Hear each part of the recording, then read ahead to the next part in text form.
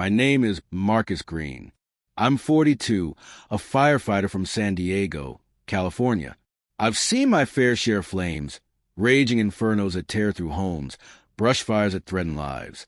But nothing prepared me for the emotional wildfire that nearly consumed me. I had been with my wife, Samantha, for nearly 12 years. We met through mutual friends when I was still climbing the ranks as a firefighter, and she was a veterinary assistant.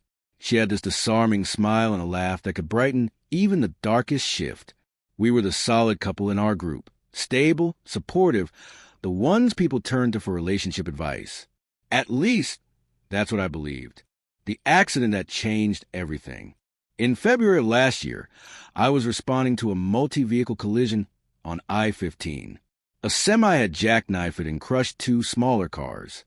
As I was helping extract a trapped teenager from one of the vehicles, a loose steel beam snapped from the wreckage and slammed into my ribs, sending me flying several feet. The next thing I remember is waking up in the ICU. 5 broken ribs, a punctured lung, and a fractured wrist. I was lucky to be alive.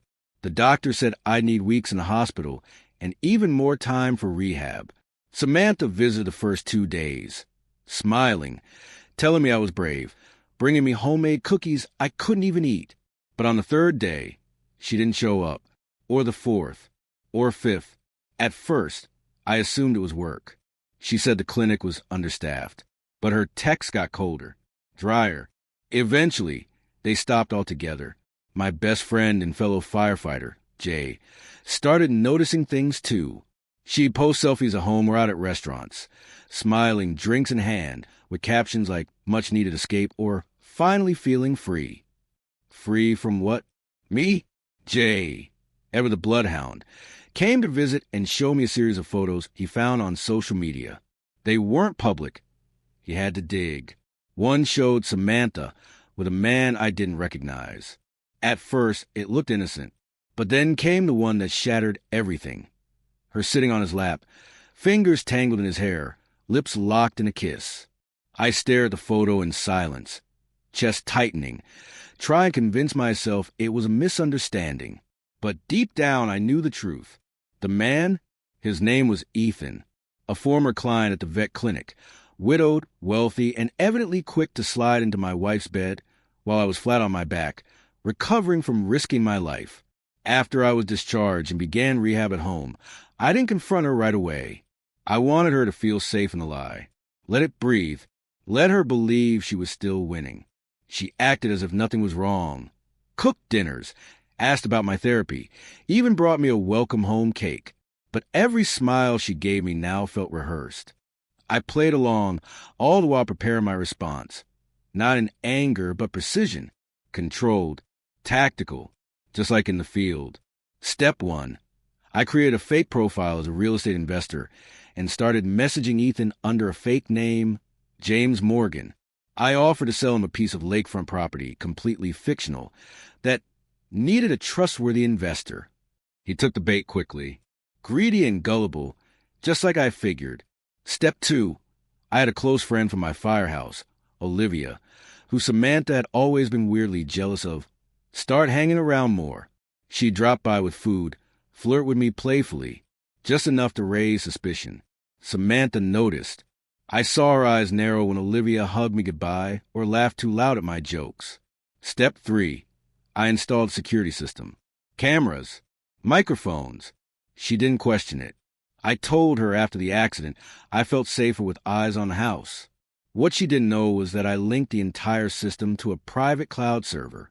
Every movement, every word she said while I wasn't home was recorded. The day I chose to drop the hammer, I planned it to the last detail. It was a Sunday. I told Samantha I was going to a group rehab session for veterans and wouldn't be back until late. Really, I parked 2 blocks away and watched as Ethan pulled into our driveway an hour later. They went inside. 10 minutes. Then upstairs. I waited. Then I called Samantha's phone. She picked up, breathless. Hey, babe, everything okay? I said, everything's perfect. Then I sent her a text, a single video file, footage from the camera mounted inside our bedroom. She didn't respond. 10 minutes later, I walked through the front door. She came rushing downstairs, wrapped in a robe, mascara smeared, trying to come up with some pathetic excuse. I didn't yell. I didn't throw anything. I just looked her dead in the eye and said, "You cheated while I was in the hospital, while I was learning how to breathe again. And now I want you to feel every second of what you did." Ethan came stumbling down the stairs, half-dressed, looking like he'd seen a ghost. I handed him a manila envelope. Inside was a printed conversation between him and James Morgan, screenshots of us agreeing to buy the fake property, and a letter from a real attorney detailing how I planned to sue him for fraud if he didn't disappear from both our lives. He stammered, then left. I filed for divorce the next day. Clean, swift, and brutal. I used all the evidence, video, texts, receipts, social posts. Her lawyer didn't even try to contest it. I got the house. Full control of our joint savings. And because she technically committed infidelity while I was in a vulnerable medical state, the judge granted me a hefty alimony refund. Samantha, she lost everything. Ethan ghosted her. Her job found out. Apparently, Ethan's wife, who wasn't actually dead, just estranged, saw the drama on social media and reported her. She was fired for ethical violations. Friends stopped inviting her out. Word travels fast in our circle. She messaged me a few weeks later, apologizing, saying she missed what we had. I replied with a single sentence. "You missed it the second you let someone else in our bed." Then I blocked her. I focused on recovery. I built my strength back. Got promoted to captain 6 months later. Olivia, we started seeing each other, not out of revenge, but because she'd been a true friend, someone who stood by me during the fire. Not all scars are visible. But the thing about fire is, it doesn't just destroy, it also purifies, burns away the rot. Samantha may have betrayed me when I was at my weakest, but I made sure she'd remember for the rest of her life that Marcus Greene wasn't the kind of man you betray and walk away from unscathed. She cheated while I was in the hospital, so I made her regret. Every last second, life moved on, but I made damn sure I moved forward, not backward. With Samantha gone and the wreckage cleared, I began rebuilding, not just my home, but myself. The gym became my second rehab. The firehouse, my sanctuary. My brothers and sisters in uniform, my real family. Olivia stood by me through it all, not trying to fix me, just reminded me I wasn't broken. 6 months after the divorce was finalized, I stood in front of a group of new recruits at the fire academy, giving a speech on resilience. I looked them in the eyes and said, "You'll get burned in this job. Sometimes literally, sometimes in ways you don't see coming. What matters is how you rise." And rise, I did.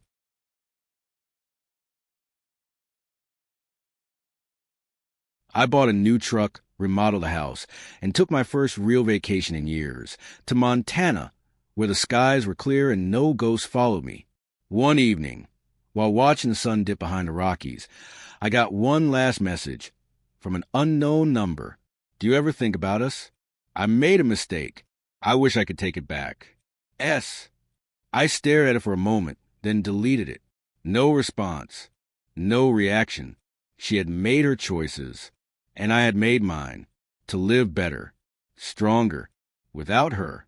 Because when someone betrays you at your weakest, the greatest revenge isn't ruining their life. It's thriving without them. And that's exactly what I did. I survived the fire. Now I live in the light.